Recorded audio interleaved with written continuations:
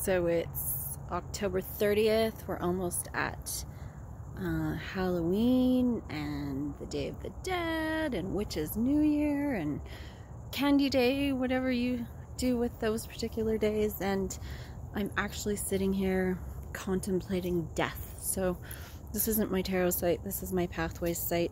We're all related, but if you want a little more insight on the death card, then go to my White Dragon Tarot site. But here on Pathways, I'm just going to talk about what does death mean to you. There's so many, sorry, terrible videoing today, so many different aspects of it. It got me thinking about it because this beautiful spruce tree behind me is dying. And it's been here since I've moved. And it makes me sad to watch it, even though death is a transition and I don't know what's with it. And it got me thinking about losing my dad and all the death we've had in our life this year, and how much death is a transition, and it takes us instantly from one spot in our life to another. And I don't know that we are always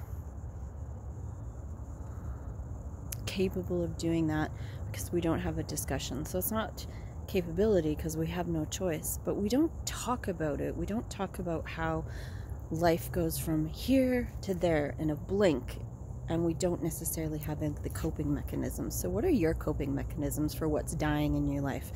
Not necessarily a person, those are big ones, but what's my coping mechanism for this 50-foot tree in my yard that's probably going to have to come down? And what's your coping mechanism for a relationship that's ending?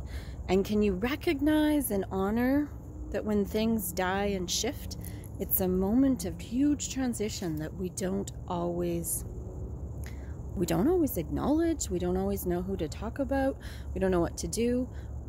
Physically, our bodies go into shock. Have you taken a flower essence for that? Have you looked at your nutrition? Have you talked to someone about it? There's so many transitions that happen that are a death transition that I think our society might need, definitely needs to transition into a little bit better. There's coping mechanisms we use that aren't always healthy, and there's ones that can be healthy. So who do you talk to? What do you take? What are some ideas? It just got me thinking today. So yeah, have a conversation around death. It's necessary. It's a vital part of human existence that needs more conversation.